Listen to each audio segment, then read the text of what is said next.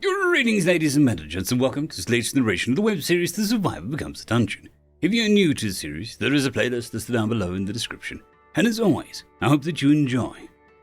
Chapter 122, Bit Morning Point of View. I haven't felt this excited in years, decades even. The idea that I'm on my way to a whole new city in a new land that hasn't been seen by anyone from the world I came from. Well, I can't quite put it into words, but I just can't wait. Lugosi and I had jogged through the forest for a couple of hours before he suggested that I get on his back, and while I didn't want to impose at first, he seemed oddly insistent about it, so I relented and climbed on. Once I was settled, I was quickly reminded that I didn't even weigh all that much when Lugosi immediately launched forward and began running at a steady pace. While I could tell that he wasn't going full tilt, it was much faster than the brisk jog that we were originally doing as we approached casual motorway speeds, hitting around 30 to 40 miles per hour as we raced through the woods. Even without tapping through my bond with Lugosi, I could tell that he was having fun just running through the woods for the hell of it, even as his manor heart pulsed with vigor through each bounding step. After another couple more hours of this, we decided to stop and take a break in the shade of a good-sized tree. Lugosi took his time to quench his thirst as he drank deeply from one of the stone bowls that I had saved from the drinking party with the birds and squirrels. Despite how hard he pushed himself, Lugosi was clearly still in a very good mood, his tail slowly yet steadily wagging as he loudly lapped the water that I made with my magic. As we sat in the shade of the tree, I could feel the eyes of various creatures and critters as they crossed the woods around. Most of them were wary, if not at least curious about me and Lugosi. I felt that quite a few of them had at least thought about attacking me for a moment, but one look at Lugosi made them think again and left us well alone. However, as the minutes went by, I sensed that there were two pairs of eyes lingering on me. At first, I thought nothing of it. Yet as idle curiosity took my attention, I noticed that the gazes were coming from Lugosi's shadow. I couldn't help but sigh a bit, but a smile still crept to my face as I realized that we had some stowaways on this expedition away from home. "I know you're there. How about you stop hiding from me and come out of there?" I say aloud before looking directly at Lugosi's shadow. Now that I knew they were there, I could sense the two in the shadow got startled by the call-out. After another minute of stalling, Basmori emerged from the shadow and unfurled a pair of tiny, shadowy wings from which Frady was stumbled out into the open. At first, I intended on lightly admonishing them for doing something so foolhardy as running away from Haven without telling anyone, but I was so impressed by what I saw Basmori do that I had to talk about that first. "How did you do that? Did your mother teach you that?" I asked in an excited voice, doing my best to make sure that he knew what he did was something to be impressed about. That's not even considering how he managed to also hide Frady in the shadow with him. While he was initially nervous, Basmori immediately perked up at that praise, fluttering his little wings before springing forward onto my lap, and standing as he rested his paws against my chest and nuzzled his head into my chin and throat. I returned his affection by gently scratching his throat and chin while patting his lower back. Yes, I'm very proud of what you're able to do, but I'm not happy that you did it," I say gently. I'm sure the two of them had their own reasons for stowing away in Lugosi's shadow, but the trouble is that they did not ask permission to come with me. Basmori only meowed softly, his ears drooping as he gently headbutts my throat still. He settled soon enough as he hopped off my lap and approached the water bowl, quietly lapping away at the water while Lugosi pulled away and licked at the water dripping from his muzzle. Frady was up next, hesitantly stepping up onto my lap with her front paws as she looked up at me. No trouble?" she asked cautiously while tilting her head in a rather cute fashion. I could only smile kindly as I sighed again before gently patting her head. "Well, little trouble, but I'm not mad," I decided to clarify, scooping her up to my chest as I nuzzled my chin against the top of her head, as she mewed with delight. Setting her back down, she joins Basmori in drinking some water while Lugosi lies down in the shade beside me. "What do you want to do? Shall we take them back home?" Lugosi asked as he looked between the cubs and myself. I could tell he didn't mind either way as he laid his head in his paws enjoying the break. I thought about it for a few moments before just shaking my head. While I am upset they didn't ask for permission, I'm not about to deny them their curiosity. There's a saying I know that goes, curiosity killed the cat, but satisfaction brought it back. If we send them back now, they'll only be more eager to explore and might attempt to leave again on their own. It's better for them to travel with us and under our watch, rather than deny them the experience outright. Lugosi flicked his ears thoughtfully, before bobbing his head in understanding. I see, all right then. With that, he lay there for a moment longer, Rayleigh hopping up on his back and sprawling across him, while Bazmori made his way into my lamp to relax for now. Once a good 15 minutes had passed, Lugosi was ready to go again. Now that the cubs weren't hiding, they decided to join me on Lugosi's back. Bazmori sitting across my shoulder, with his claws digging into my wood to keep himself steady. Brady settled in my lap, her claws digging into my thigh to keep herself, as Lugosi took off once more. He didn't go as fast as he had before, likely out of consideration for the cubs, but we still went at a rather steady pace of around 15, maybe 20 miles per hour. We kept to this pace for another 30 minutes when Lugosi suddenly caught an intense wave of smells that reeked heavily of blood. While my initial instinct was to avoid whatever could have caused that much blood to hang in the air, the fact that we were much closer to proper civilization made me think to at least check it out, so that I could possibly report it to someone else to check out. Setting out towards the scent, we suddenly came across a trio of teenagers in a clearing, surrounded by 5 maroon-furred boars with strangely oversized tusks. At least, they were oversized as far as I knew. 3 of the boars were already hanging by their hind legs in the surrounding trees, their necks slit as the blood drained from their bodies into ceramic jars with wide, funnel-like mouths. Among them, there was a brown-skinned human guy wearing a grey tunic with a mix of leather and black chainmail. He had a short sword of some kind on his hip and wielded a shield and club with a weighty knot at the end. Behind him was a hooded, pale girl with canine features, wearing a similar mix of chainmail and leathers, though she had a bow and wore a green tunic underneath it all. Lastly, there was a petite, olive-skinned guy standing around maybe 4 or maybe 4.5 feet tall, wearing decent-looking robes. There were several shades of blues and greens. The robes themselves were inscribed with a few runes that I could recognize and wielded an odd-looking staff with a low-quality gem embedded at the end. Judging by their expressions, they were just as surprised to see me as I was to see them, but I could sense that they weren't hostile and just wary of a stranger that suddenly burst into a clearing they were in. Mentally, I suggested to Lugosi and Fraley to not speak around these people.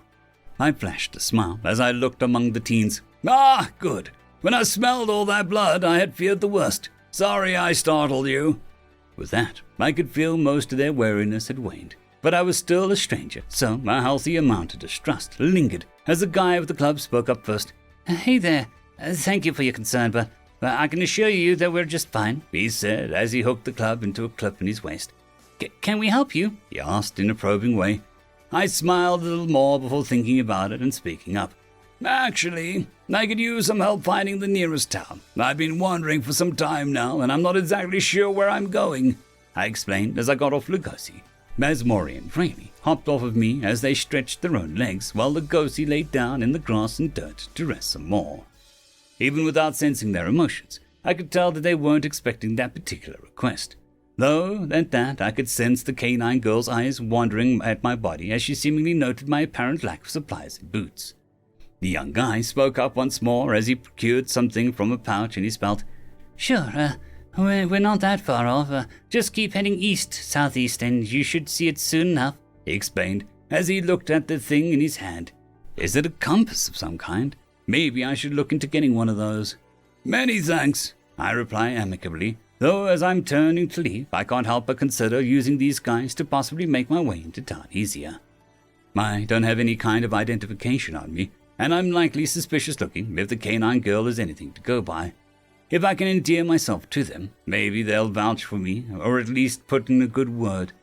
I looked back at them as I gently rubbed the top of Lugosi's head. Actually, if it's no trouble, do you mind if I tag along with you all? I haven't been around these parts before, and I'd rather not get lost again. I'll be happy to compensate you for your time if that helps. At that, the trio glanced at each other before huddling up, taking moments to discuss amongst themselves before the guy in the robes pipes up, looking over at the huddle. How much are you offering? I chuckle softly as I can't help but appreciate how direct they are. How does, 4 silver sound? I asked, reaching into my cloak and pulling the coins from my storage. and holding him out of my hand for them to see. They went back into a huddle, discussing a few more things before a guy with a club spoke up once more. "Sure, we don't have a problem with escorting you, but we do ask that you at least help us load our cart with the kills so that we can leave here sooner." I bobbed my head intently, though looking over at the 2 balls that haven't been drained yet. I glanced back at the trio. "Aren't you going to bleed these 2 like the others?" The guy with the club shakes his head as he heads towards the edge of the clearing. "Nah, well, we bled these first 3 as they came in order to lure more of them into the area. Now that we've got the number we needed, it will be safer to finish the butchering behind the safety of walls," he explained, grabbing a small cart that looked barely big enough to hold all the balls, not to mention that they didn't even have anything to pull the cart, aside from himself, that is. "I see. And you intend on pulling this little cart yourself with all that weight?" I asked as I walked closer, regarding one of the bleeding balls as it hung in the tree. Maybe I was wrong and they had something to pull the cart leashed up safely somewhere in the near distance. It just seemed like a lot of work for one guy. Even before he spoke, I could tell I struck a nerve with the guy as he glanced over at me. "Yeah, what of it? Do you want to pull it instead?" I held up my hands in a placating manner, even as Lugosi stood and bared his fangs at the aggression displayed at me, a low rumbling emanating from his throat. Even Vasiliauskas followed suit, hissing as intimidatingly as he could manage while flaring his tiny wings. This caused the trio to be alarmed, the canine girl's hood swishing around as her ears turned back while the guy in robes looked over at my beasts in a new light, seeming more fascinated than scared as he got a second look.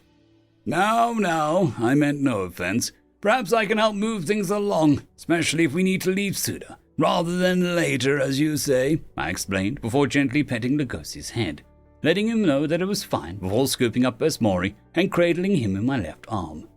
Lugosi relaxed almost immediately and stayed standing as he followed close behind me. Braley hopped onto his back and rode the wolf as she eyed the trio curiously. Vasiliauskas, for his part, gave the guy pulling the cart a rather nasty stink eye, glaring as he rested cozily in my arm. The guy looks a little wary after the whole display, but once my beasts calm down, he clears his throat and speaks up again. Well, I won't turn down the help." "Glad to hear it," I mused kindly before holding out my hand, pulling the boar into my storage along with the rope that kept it strung up and the vase collecting the blood. At that, I could feel the trio look on with surprise, but it was the guy in the robes who nearly fell over himself as he watched me collect the balls as I went around the clearing, before also taking up the cart. They didn't say anything at first, but the guy in the robes quickly pulled the others into another huddle as he frantically whispered to them. This time, I opted to eavesdrop, listening in on the conversation while I walked over to Lugosi and doted on Brady, scratching her throat affectionately.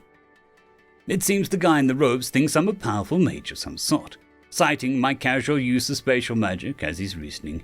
He had supposedly heard from his teacher to be mindful of traveling eccentrics like me, and if you were to ever encounter one, to be respectful and helpful within reason if you wanted to survive, and maybe even benefit from the encounter. Though I'm not really sure if I can be called a powerful mage. Well, I'm not about to correct him if that's the conclusion he came to.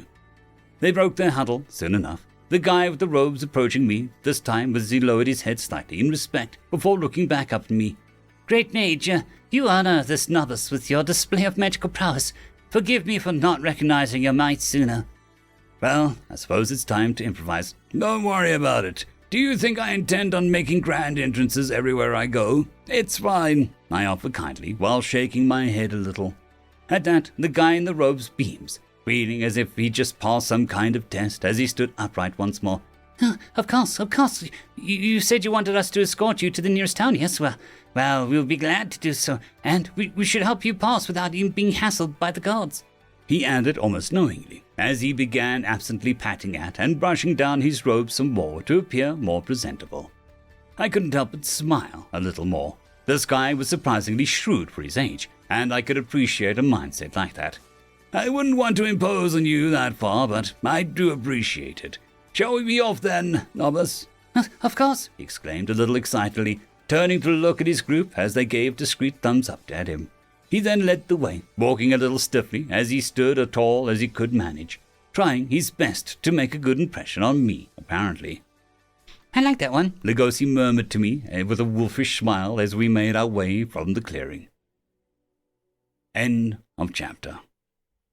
I would just quickly like to thank the T5 peeps: DragonSoup, Cold War Boomerwaffen, Sevaren Serberous, Red Panda 121, Leslie 517, Bushmaster 177, Casper Arnholtz, Cam Maxwell, Sans the Skeleton, Lightjock, Dragzoon W.R.E, and Lord Azrekahl. Thank you very much.